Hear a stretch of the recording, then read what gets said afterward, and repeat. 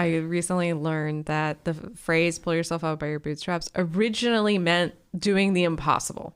Yeah, exactly. Because it's you can't pull yourself up. Like you literally can't. It was like it was an expression of like you can't. No one can do that. Yeah. And now it's turned into a well, you should be able to do that. Yeah. It's like just pull yourself up by your bootstraps. Bullshit. Yeah. Bullshit. It's very funny how that's become the case. Welcome to English class, everyone. It's true. Hey, Victoria. Hey, Chelsea. You know what I could use? What could you use? A breath of fresh movie. That's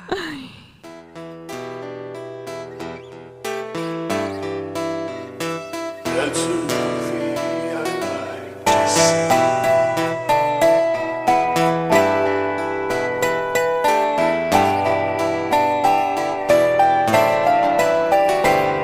This is a Breath of Fresh Movie, a podcast where you, Chelsea Pope, and you, Victoria Harley, we watch a movie that neither one of us has ever seen before, and then we talk about it. Hell yeah. Hi. This week we watched Zola, which came out this year, but was supposed to come out last year. Or came out in 2021. It's 2022 now. Yeah. It was supposed to come out in 2020, but the pandemic. Yeah. Came out 2021. Yes. And yeah. Still isn't on like a streaming platform for free at this point, unfortunately. No, we had to pay for this. It's still it's still a little too fresh to bucks. the Yeah. I gotta throw out a few bones. But you can own it for only a few bones, which I thought was actually pretty cool. It's always funny when the rental price and the buy price are the same and they're like, yeah, like why? Well, I guess I'll just buy it. Buy it. Like, yeah. Although we don't ever really like own any of it because it's all just like a download. You know what I mean? Exactly. Like we don't have anything physical anymore. That's understandable. Yeah. I used to really buy them up though at Hollywood Video, and they would mark that shit down. Oh hell yeah. Same with VHS for a bit, and then I abandoned that. It's great. But. No, I miss not that Amoeba doesn't exist anymore. It just moved, thankfully. Yeah. But there was that threat that they were not going to exist anymore. But at one point I was trying to just take in I was basically just donating old like VHS and DVDs to them. And I know we're on a tangent, but like Videotech over in South Pasadena, if you're like really into hard media, they have fucking everything. This movie is tweeted by, I'm going to say her name wrong, Uzziah King. Shit. That's fine. It was a 148 tweet thread. And this film is based on a mixture of that and the subsequent Rolling Stone article that came out after the tweet thread went hella viral and was shared and talked about all over the internet by celebrities. This was like 2015, right? Yeah, 2015. Yeah. This is sort of probably when Twitter used to like be cooler, I think. Yeah. It's not cool now. Well, it's different time. It was a different time. Yeah. But yeah, so it's almost like, and there's a very nostalgic quality about this film. But also like what a cool just Recent nostalgia. like, you know, when I was in college, you know, like sometimes you'd have a teacher, writing teacher be like, well, you know, you could write stories on Twitter. Yeah. She really did it. She sort of, I feel like this is when the medium peaked. I think might have been. I think this is, you know, is around this era. Peak Twitter. This is peak Twitter. And she told a very bombastic, entertaining, but also at times disturbing story about how they almost trafficked her.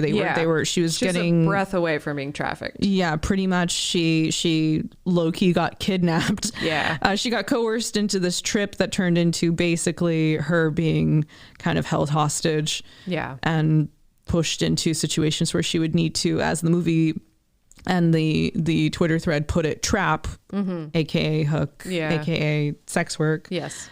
While the original tweeter has had some familiarity with being a sex worker, you know, and like exotic dancing, dancing, you know, she is a dancer. That is the story that gets her down there. It's like, oh, we'll go to Florida and make some money. Exactly, and exactly. In the case of this, in the instance of this particular story she's telling, she was strictly going to Florida to dance. That was what was discussed. Then it totally turns into not that. And she can't just go back because she's in a vulnerable position, having driven all the way down there with them or riding in the car of theirs all the way down. It's like the closest, this shows the privileged life I lead. The closest I can approximate to this, it's like, it'd be like if you went in a car trip and you're 10 minutes into the drive and you're like, oh shit, I've just made a huge mistake. I've made a huge mistake. Exactly. And you're like, I just want to get out of this. I want to go home. And you can't, because you're not in charge anymore. You've agreed to this, like, you were locked in.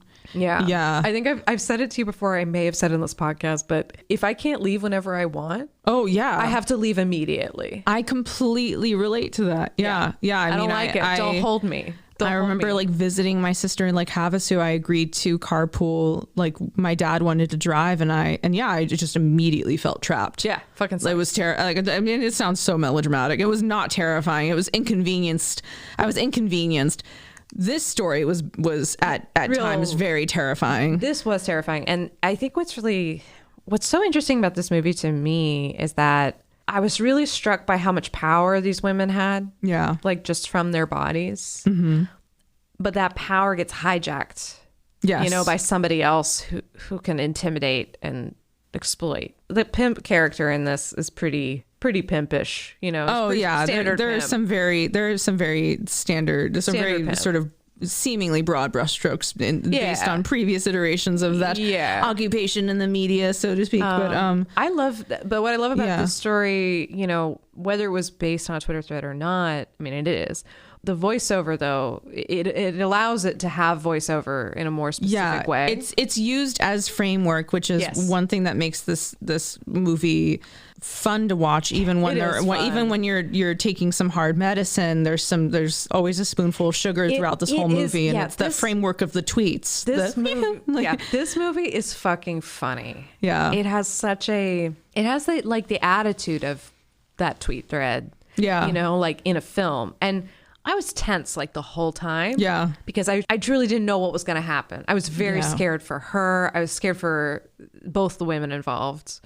And even though I knew on some level, well, of course she gets out alive or she wouldn't have been able to, you know. Exactly. But at the same time, I really didn't know what was going to happen. Like I was really scared or tense, like I said. Sure. Yeah. But then like those moments would break the tension. Right. And although I'm talking about like their power over people, there's also this kind of the strength these women have, like in spite of the circumstance. And I can't think of a better moment that personifies the strength that they have, like both mentally, physically, whatever you want to say. Yeah. When Zola is dancing and they're finally at the place and they're dancing, and she's like doing this very athletically difficult pole dance. Yeah. And getting people interested, and this guy comes up to put money in her G-string, and he says, "You look just like Whoopi Goldberg." Which she does not, by the way, at all. But it's like her facial reaction to that too is just so. You're trying to create a mood, you know. You're just trying to date, like I love her face that she makes up because she's trying to stay in it, and she's just like she's trying to stay in it. She's like offended and almost wants to laugh at the same time. She's just like, "What the fuck? What the fuck?" It's like that guy had never seen a black woman before. Exactly, kind of, and that was like the only other black woman he could refer to. Yeah, I mean, it really centered. I mean, they are like everybody. Well, with the exception of. Well, no, I guess not everybody, but like she's black, and it's like it comes up, like a lot in the way that like she's treated by other people. Yes, and it's really I don't know what else to say about it. There's racism in the air. You know, we're in the South. Like when we're with them and they're driving into the South. I mean, they linger on a Confederate flag flying. Mm-hmm. You know, I think you are supposed to feel kind of scared for her. Like she is out of her safety zone. She is at that point. Not just because she's with these strangers, but she's also like in the deep South. And the idea that even if she were to break away, on top of the fact that she gets threatened by the pimp character Z, that he knows where she works and he'll come get her, that, you know, even if she were to try to break away, she is a black woman alone. And she's dressed provocatively as well. That too. She brought all her, you know, fun clothes. Her sexy clothes. She's gonna part of life, dance, you know. Like, it's all cute. I mean, the fits in this movie. Wow. Her bathing suit, that bathing suit she wore. That yellow bathing suit, love that yellow bathing suit. Both girls, I love their out. Like the costume design for this film. Yeah. Was so good. You know, the director, when she was coming up, she used to do wardrobe styling and design. I feel like her eye for aesthetics, like that's part of what makes this movie feel like like such candy. It's a juicy movie. Yeah, like it's like a juicy candy, like, but it's a sour candy. I like like just thinking about that, like even the title, like Zola, when it comes up, it's like that thick 70s porn font. It's like, ooh, like I just got a mood just from that.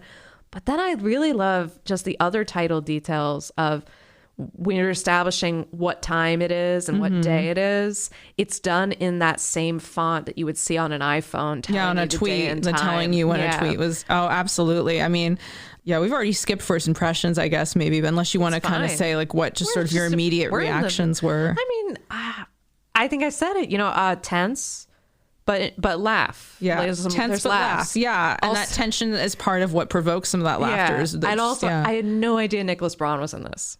Oh, I love that you didn't know that. I had no idea. I love that you didn't know that, especially because you're such a fan. Going into this, the only thing I really knew was just that, like, it's based on a Twitter thread. Yeah. But that was it. And I mean, there's so few people in this movie. It's almost like a play. And he's like 1/4 of the cast, essentially. And he drives a considerable amount of plot for, like, he's an essential character in the story. Yeah. And he's played left, right, and center. And he's such a mess. And his attempt at suicide is like so hilarious. It's hilarious. And also like, like, I mean, we're talking about tense, like, and also just, But, anyone who likes Succession and Cousin Greg, he's essentially playing a similar foolish character. He's really so good at playing out of his depth, guys. Every other guy I knew growing up in the IE, he is such an IE guy.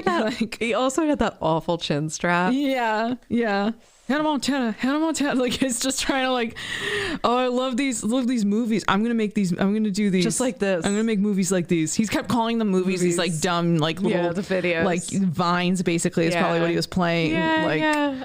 Zola is so kind to him, like in her way. Like she doesn't have like any patience for him. She sees what a fool he is, right? But she also is like, but have some respect for yourself, and like, absolutely. You're trying to save his hoe, and she don't want to be saved. Like exactly, and that's I like Zola. Zola has this like interesting humanism, even though this woman tricks her, traps her into coming into like come and trick with me, and she's not having any of it, but after she witnesses, what is it, Jessica? No. Yeah, the character. So Jessica is the real woman this is based off of, but Stephanie is the name. So after Stephanie sleeps with her first John, that's not really right. Sleeps, I don't know, whatever. Sure. After her first John, she gets paid like $150, and Zola kind of freaks out on her, like, what? Like, pussy's worth thousands. And what I really liked was that she is like, no, I don't want to do this, but I will help you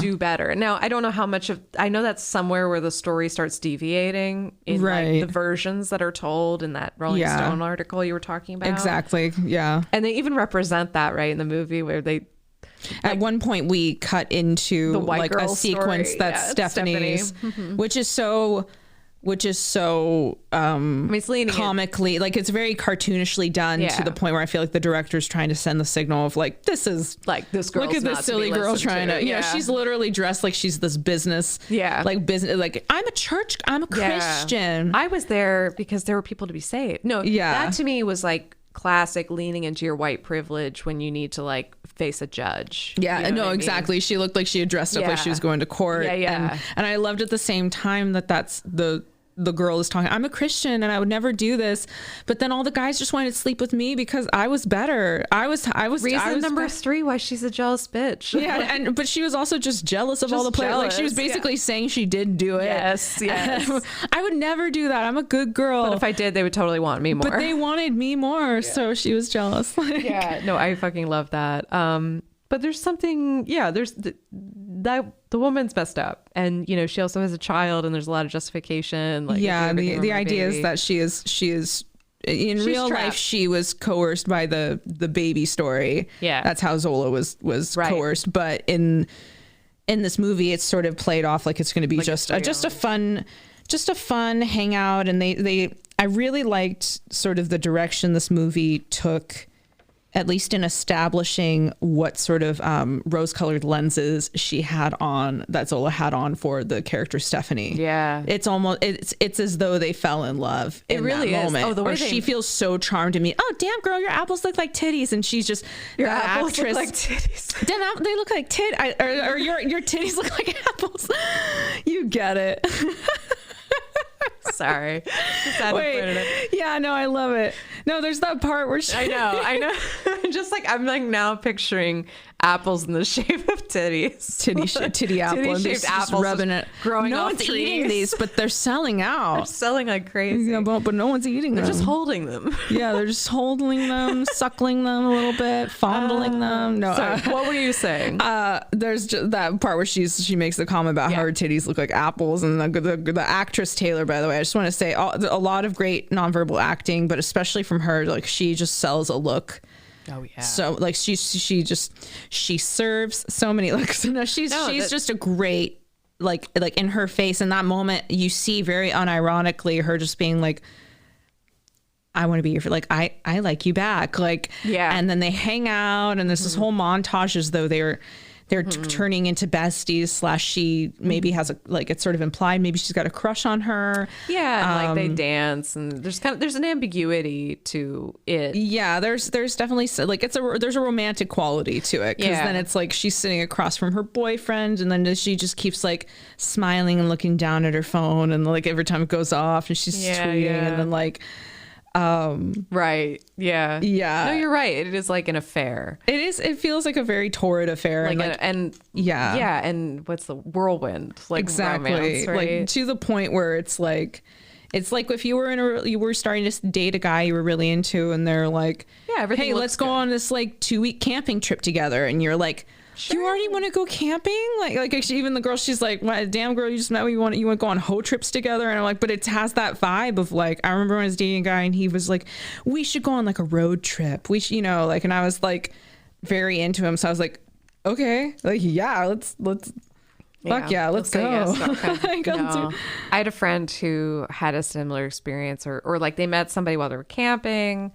And then they decided to meet up again later. But when they met up again later, it was awful. You know? It was just like, oh, that camping, that was perfect. And we should have left it there. Yeah. Like, but it happens, Totally. Like, we all try to take chances. One of the things I was thinking about when you were talking about the way they're texting each other, I liked how in this movie, I sort of expected to see internet or full screen. Seeing screens and all that. And they didn't. They show the person's face and then they're just speaking it. Yeah. But their focus is on the phone.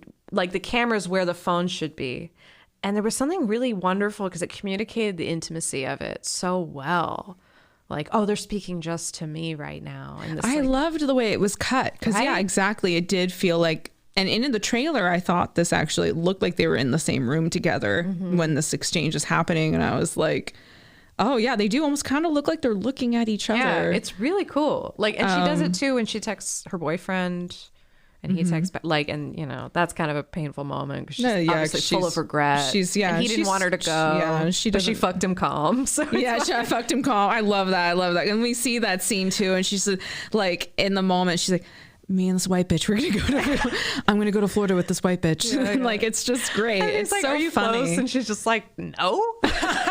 Like, this isn't about that. This movie has such great humor and One thing I learned, this is insane. When A24 initially was like getting this going, they wanted James Franco to direct. Yeah, no, and he was gonna be signed on. She and the original tweeter, she was down for it, and then he sexual harassment issues stuff came up and they backed away from that. There you go. But instead Janixa Bravo got to direct this instead of James Franco. And frankly, Franco Lee for the better.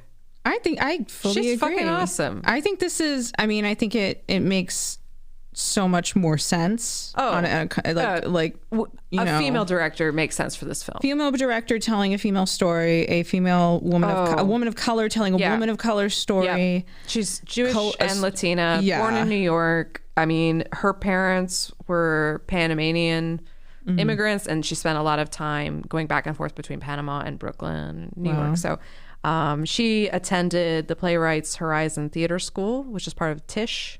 So she got the credentials. She got that NYU pedigree. Yeah, and as I mentioned, when she first moved to Los Angeles, she started as a stylist and wardrobe designer. Produced some theatrical productions, and then she kind of like met a cinematographer who's like, well, we could film this. So She's directed a series of shorts. Her first one, which was in 2011, called Eat, starred Brett Gelman and Catherine Waterston, and it premiered at the South by Southwest Film Festival. Vice picked it up. It was kind of a little sleeper hit, you know. She's done a bunch of other shorts. A number of these, the following are actually available on Criterion. Gregory Go Boom, which has Michael Cera. Pauline Alone, which has Gabby Hoffman. Woman in Deep, and Man Rots from the Head. Those are all available to stream on there. And then her first feature was Lemon in 2016, which she co-wrote with her then husband, Brett Gelman. So they were married in like 2015 until like 2018 or something. After this movie came out. Yeah, after. Yes. Well, before. Right? The movie came out 2017. They divorced 2018. Oh, yeah. Sorry. Yeah. I thought for a second you were talking about the movie today. I'm like, oh, no. Also, this filmmaker, she's directed a number of different TV episodes, which, you know, nowadays is becoming like as prestigious as. Absolutely. You know. She directed the Juneteenth episode of Atlanta. Yeah. I don't know if you've seen that, but it's fucking great. I believe it. I have seen it's a show I need to watch in general. Yeah. She did an episode of Mrs. America. She did an episode of In Treatment and Dear White People. And when I looked her up, I was like, oh, she looks real familiar. I'm like, I feel like I'd be kind of annoyed if this was directed by a man. Right. And it was funny. I was talking to my boyfriend about, I always know male gaze when I see it. Right. You know, it's always so obvious. But then it was like, so what's female gaze? Right. And I was like, whoa, isn't that embarrassing that I don't even know? Or I feel like I don't know how to articulate it. We don't see very much of that at all. We've spent so much time, like, you know, we're always organizing around a no, you know, and like try to tear stuff down. And it's easy, you know, or it's easier. What about this film felt like female gaze? Like I really tried to like spend some time, like. I love that. And I was thinking about the scene. There's an overhead shot of both Stephanie and Zola, and they're using the toilet. Oh my God, I love that scene. And I know that sounds gross, but yeah, but if you saw it, first of all, it works. When you see how dark the Stephanie's piss is, this is a perfect scene for character study. Like I do have a few criticisms of this film, and one of them is that I would have liked a bit more character development, or in lieu of, we'll get into it later. But as far as what I loved about this scene is, this is a great example of showing without telling everything about it, like about this relationship, the fact that they're side by side, but they're each not seeing each other. Like the fact that Zola can't see the true nature of Stephanie and how like legitimately ratchet she is. This girl sits and they establish first, they hold it on Zola and you see she's hovering over the toilet. Like you see that she's trying to really kind of take precautions in this environment. Then when it slowly pans over to the other girl, as she's finishing, she flushes this and that. Then you see Stephanie, who's been sitting bare bottom on the toilet. Yeah. She's been, chilling. Then she gets up. She doesn't wipe. She does not flush. The no flushing part, I was like, okay. Yeah, it's like it's interesting that there's so, because when the scene that was just a really good scene. I really when the scene first started, I was like, what the hell? And then it was like, oh, okay. Yeah, I was like, we're seeing. This is it okay that I'm watching? Then we're actually getting. We're learning a lot about these two women right now. It was so good. And that felt like you could easily think that was male gaze, but that felt more like feminine to me. Right? No, like, I loved that. Yeah, and I not that didn't. Yeah, that was not me. Oh, no, I loved it. No, not at all. But it was. I did feel feminine gaze because it was like. I like the idea. I felt, you know what? It almost felt like bait and switch a little bit. Yeah. And I feel like there were a lot of instances of that in this film. Yes, where at first it looked like it was just seems TNA. Like, oh, is this? Yeah. And then it like you stay with it long enough to see to find the humanity. Like, I mean, like that scene I brought up earlier where the guy was like, you look like Whoopi Goldberg. I mean, so funny. I mean, it takes a build up to get to that. And it's like, you're seeing her in the space and like, even like her at home practicing on the pole, like realizing this shit takes some effort. I love that scene. I mean, there's so many just really, really good. Yeah. I love shots, and then they stay too. Like all of them, they're planted. Like she'll just put it she puts the camera like in the corner of the room, And yeah, it's all long takes. It's all, you know, a single take, or you see all these different actors in the same room at once, like the hotel room. Yeah. They go on the balcony, you see them talking in the back, and then there's another. That was great. Yeah, that was. There's a number of those, or like a shot that's like it's all one take from when Zola's like, she's like, I don't fuck with you anymore, or whatever, and then they got to let this other guy in.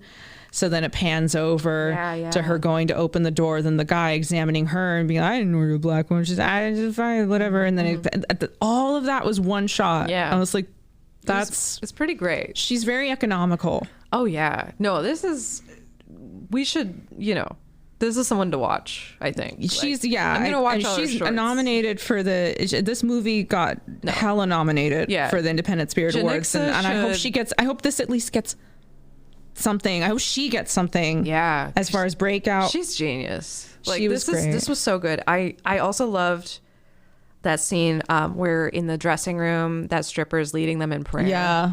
I loved that. Yeah. There was something it was about those dressing room scenes that I loved, because there's such a, like, I don't know. It's like Vegas dressing rooms with showgirls, and it's like its own culture. It's like their own little, their own den. You know. There's also kind of like, I mean, not that I'm sure it's always kind, but there's a kind of sisterhood element. Exactly. Right. Yeah. There was very much that element. And again, that felt like that scene. You could have like that again. Felt like more like feminine gaze to me. Yeah. It wasn't about their bodies in that moment. Like I've never actually seen Showgirls before. I don't know if you have. You should totally watch Showgirls. I love Showgirls. I feel like there are some flavors of that in this, in a cheeky, self-aware way. Gotcha. Whereas I think Showgirls didn't do. Yeah.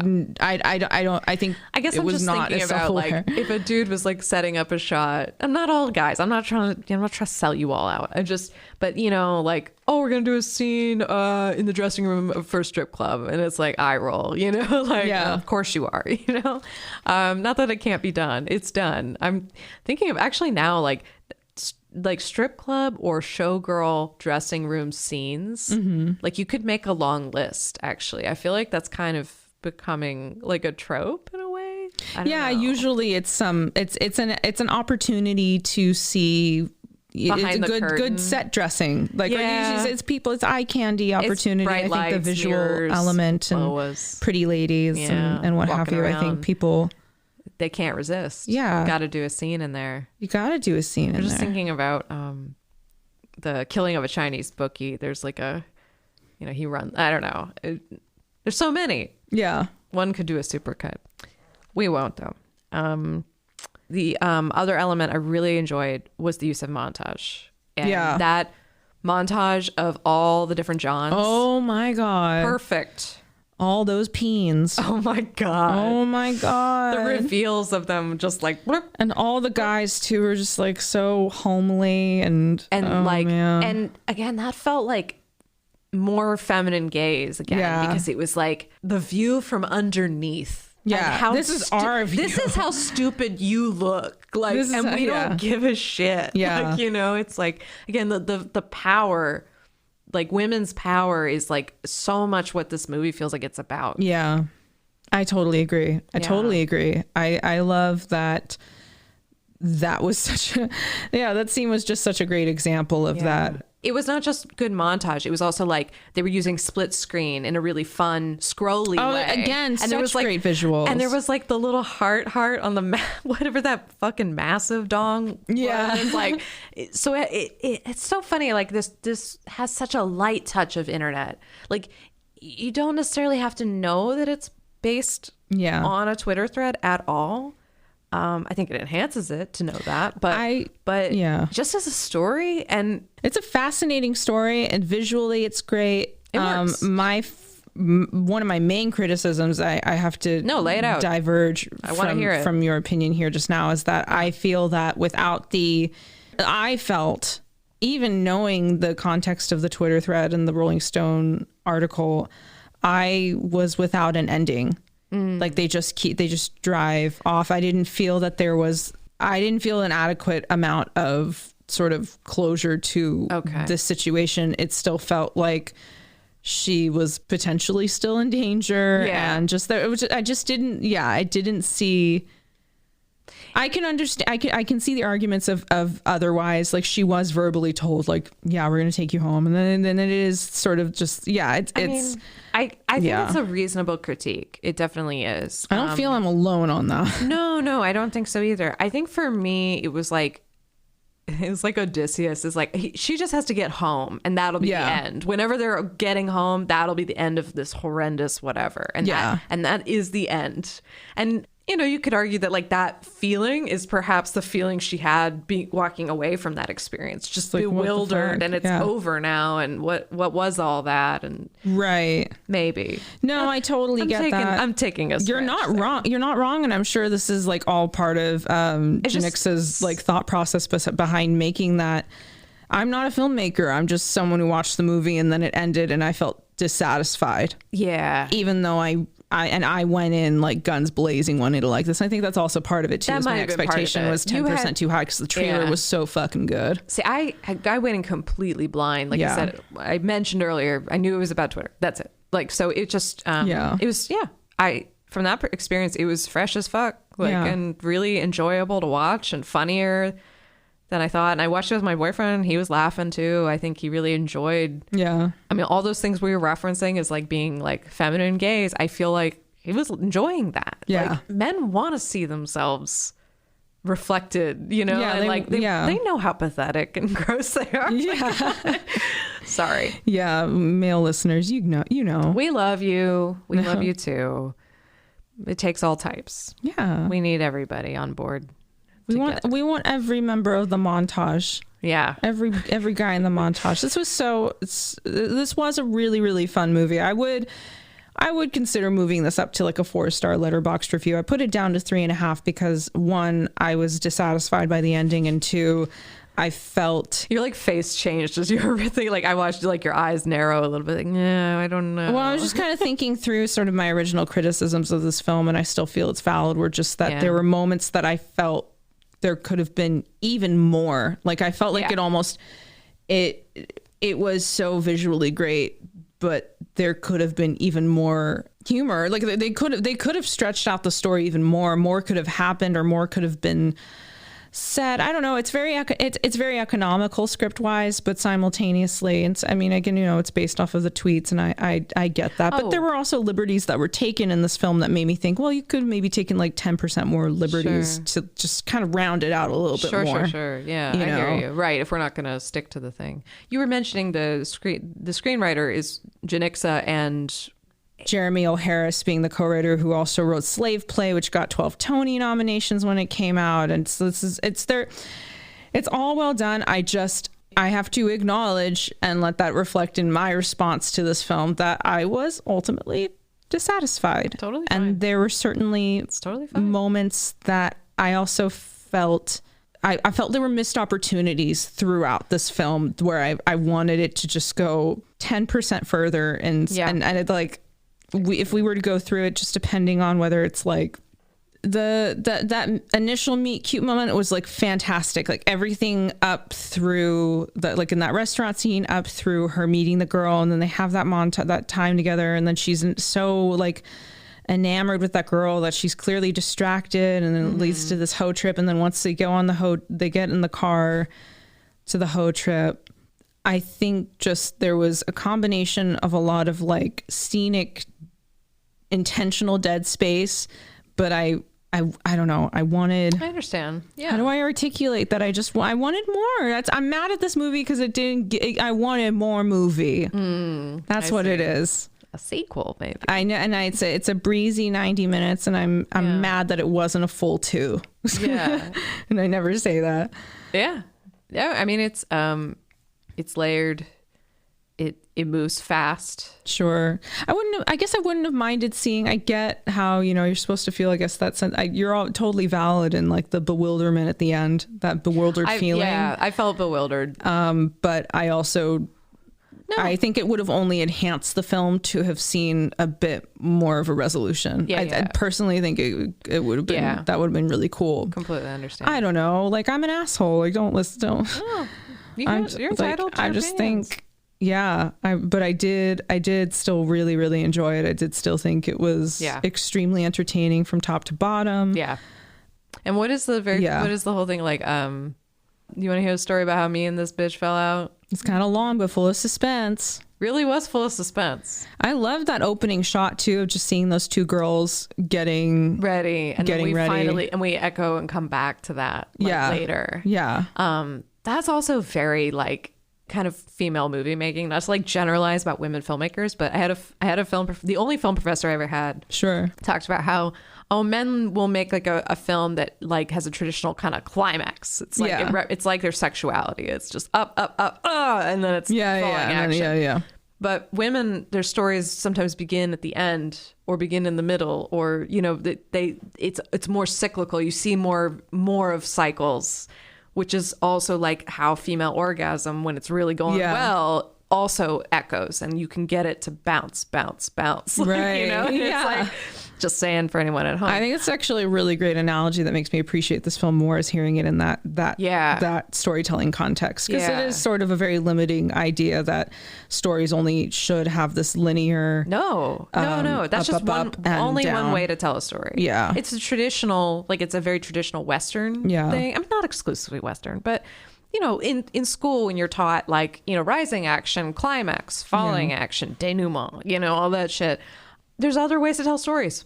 There you go. That's all. There you go. That's it. Yeah. I loved it. I very much enjoyed it as well. Highly recommend. Yeah. Yeah. Yeah. This is a very entertaining film. Yeah. I think the only other like criticisms that I picked up were things that I also felt, which were that just the film just kind of ends. Just sort of ends. I really wanted like I don't know. I do feel like I want to stand by that. Like it felt like this movie was missing. Mm-hmm. Like it almost felt like it was like, okay, and now what? And then the next thing. Yeah. Like it feels somewhat interrupted in a way. Yeah. And so, I acknowledge that was likely intentional. It sort of reminded me of like the end in a weird way. Yeah. It kind of reminded me of the end of Four Rooms. You also mentioned Nowhere In. And Nowhere In as well. This felt a lot like Nowhere In, where I saw a lot of really great elements being brought together, and then it just sort of dissolves at the end. Yeah, it just sort of dissolved at the end, which I do think this was a stronger movie than Nowhere In. I agree. A much stronger movie than Nowhere In. But it could have just been even, I don't know. I built it up too much is really what it is. Clearly, because the main difference here is just that it's just the expectations. I had expectations that got built up, and you had none. I had none. And so I went in breath of fresh movie style. And you went in like Zola herself went into this blindsided. Just completely blindsided, which I think that's on me. I acknowledge that. It's okay. There you go. And then they had sex. And it was gross. They had sex. It was gross. Like, I love that. And she does that twice. I love that. It was gross. It was gross.